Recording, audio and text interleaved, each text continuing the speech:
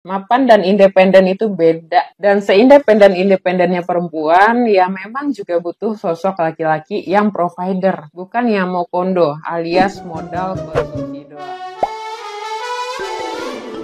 Hola netizen yang tercinta, Prilly Latukonsina baru-baru ini menjadi sasaran komentar pedas netizen yang berbakti setelah pernyataan soal wanita independen viral di media sosial. Pasalnya saat itu ia membandingkannya dengan pria mapan. Prilly sampai saat ini memang diketahui belum memiliki kekasih. Namun melalui media sosialnya Prilly Latukonsina terlihat tahu betul bagaimana caranya menikmati hidup. Dalam video yang beredar, Prilly terlihat melakukan orasi woman empowering di sebuah transportasi publik. Ia mengungkap jika jumlah wanita independen saat ini lebih sedikit dari pria mapan. Prilly juga menyinggung soal pria yang kerap merasa minder jika menjalin hubungan dengan wanita mandiri. Pendapat Prilly ini pun lantas menuai kontroversi. Ia bahkan disebut pick me karena pernyataannya tersebut seolah menyebut diri sendiri sebagai wanita independen.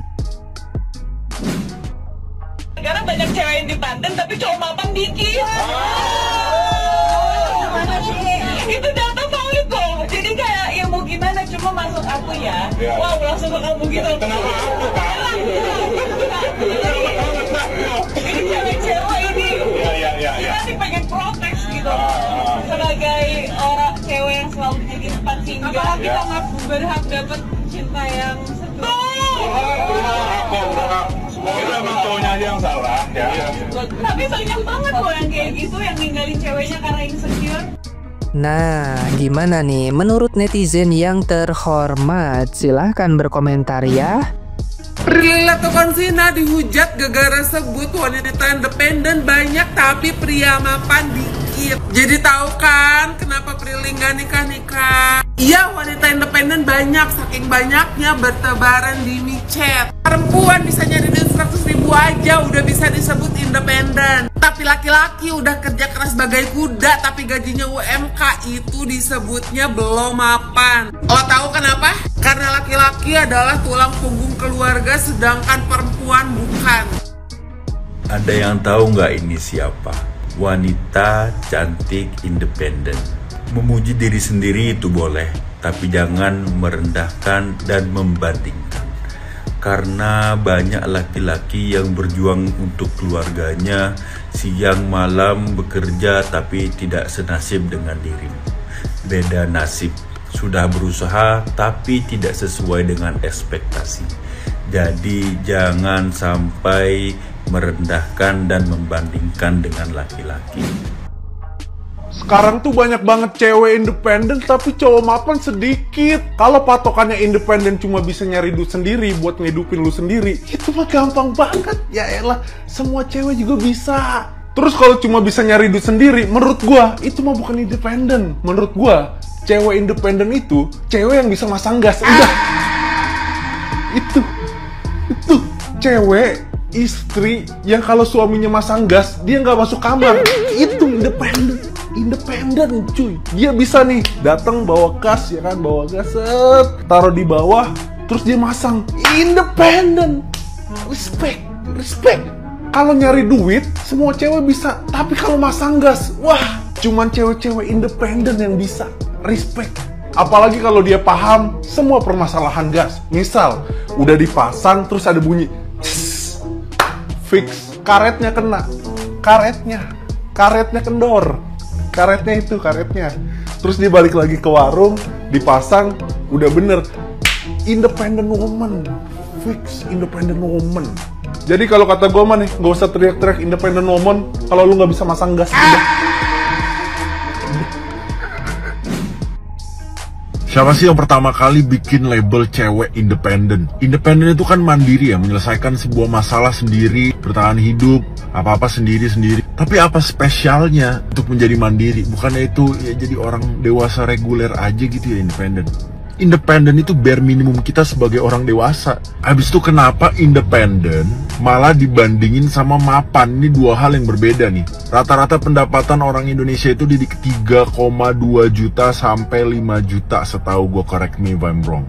Dengan pendapatan seperti itu masih banyak yang bisa nikah, berkeluarga, dan memiliki hidup normal. Dan apakah itu tidak mapan menurut Anda? Jadi kalau kita mau ngomongin mapan, ini semapan apa? Dan mungkin kalau selama ini Prilly ketemunya cowok-cowok yang emang kurang mapan, mungkin waktunya Prilly ngaca. Berapa banyak laki-laki yang akan sekaya Prilly, bro? Jadi Prilly, mungkin ini kenapa Anda di-bash. Karena statement Anda tuh nggak masuk akal. Dan opini-opini seperti ini itu bisa memecah belah laki-laki dan perempuan karena sifatnya man-hating. Udahlah, kita tuh harusnya laki-laki sama perempuan saling membangun. Saya minta duit parkir.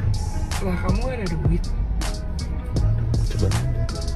Coba. Nggak ada duit kita mau kemana? Indomaret.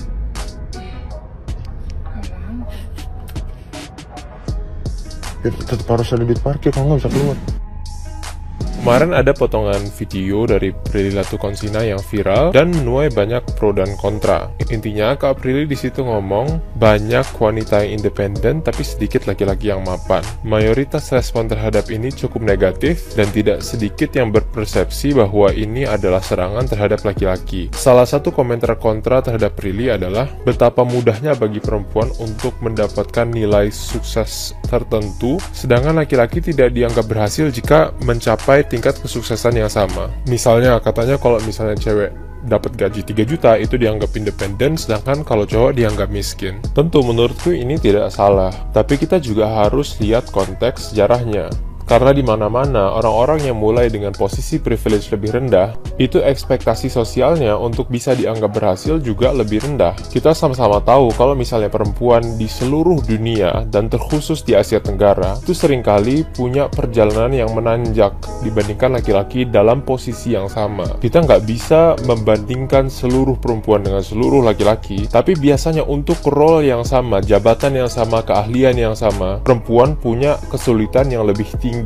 Tentu ini disebabkan oleh banyaknya ketidakadilan sistematis, pemahaman-pemahaman sosial yang sudah kadaluarsa, dan akhirnya karena laki-laki biasanya dianggap datang dari posisi privilege yang sistematis, jika ada perempuan yang mendapatkan sepersekian aja dari keberhasilan seorang laki-laki, itu udah dianggap berhasil. Dan ini dapat diselebrasi karena ini adalah tanda dari progres, dan merayakan hal-hal seperti ini juga memberikan atensi terhadap banyak isu yang dihadapi perempuan, kayak misalnya seksisme, diskriminasi, dan juga akses-akses yang terbatas terhadap banyak kesempatan. Apalagi di Indonesia misalnya, perempuan dari awal itu udah susah untuk punya pilihan hidup karena mereka dianggap perempuan, dan perempuan itu seharusnya A, B, C, dan D. Di sisi sebaliknya, pemahaman bahwa wanita itu harusnya berdiam di rumah dan laki-laki yang harus kerja dan semacamnya, mendatangkan pemahaman bahwa penghasilan adalah sumber nilai diri atau self-worth satu-satunya dari laki-laki. Sehingga tidak peduli laki-lakinya ngapain, sebaik apa dia kontribusinya di bidang-bidang lain. Kalau pendapatannya lebih rendah, maka dia dianggap manusia yang lebih rendah. Balik ke komentar Kak Prilly, menurutku kita bisa kasih benefit of the doubt bahwa apa yang beliau sampaikan itu adalah bentuk kritik dan juga highlight terhadap prestasi wanita yang sudah melawan berbagai macam ketidakprivilejan. Dan di saat yang bersamaan ini juga menyadarkan kita bahwa mengotak-otakan laki-laki dan perempuan pada peran-peran tradisional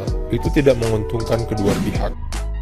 Banyak yang hujat Prilly gara-gara bilang wanita independen itu banyak tapi pria mapan itu sedikit. Lah kok marah? Kan yang dibilang itu fakta semua, berdasarkan hasil survei BPS dan berdasarkan data. Pahami dulu ya, mapan dan independen itu beda. Dan seindependen-independennya perempuan, ya memang juga butuh sosok laki-laki yang provider, bukan yang mau kondo, alias modal konsumsi doang. Ya gue paham kok, yang namanya laki-laki itu nggak suka jatuh harga dirinya, apalagi cedera egonya, apalagi merasa di bawah perempuan. Karena emang itu kelebihan yang dikasih Allah agar dia selalu memimpin, selalu di atas, dan selalu mengayomi. Kalau memimpin itu ya berada di atas, jangan lama-lama berada di bawah. Apalagi dengan statement seperti itu, pasti banyak cowok yang menghujat pernyataan Prilly. Terjadilah perang gender di platform X. Cuman ya mohon maaf, entah faktor parenting atau didikan orang tua, ini memang banyak terjadi di lingkungan sosial, di mana orang tua lebih banyak keras mendidik anak perempuan dibanding anak laki-laki. Sehingga banyak anak perempuan yang jauh lebih mandiri dibanding laki-laki. Bahkan dari lingkungan keluarga dekat gue sendiri aja, ada laki-laki yang udah nikah masih di cover sama orang tuanya. Bahkan nggak bisa kasih makan anak istrinya.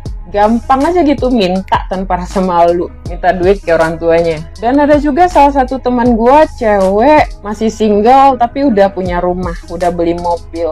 Lah, gimana nggak berharap cowok yang mapan coba? Ya wajar lah ya. Masa iya habis nikah dihidupin sama teman gue yang udah provider dan mandiri ini. Jadi kalau cowok yang sadar ya nggak tersinggung sih, apalagi insecure. Tapi justru malah lebih ingin mengimbangi si wanitanya. Karena yang perempuan nilai dari laki-laki juga bukan tentang hasil, tapi usahanya. Bener nggak? Komen ya. Jadi kalau saat ini masih dalam keadaan susah, punya planning nggak? Punya keinginan belajar nggak? Mau upgrade diri dan skill nggak? Atau cuman modal kalimat, "Ayang terima aku apa adanya"?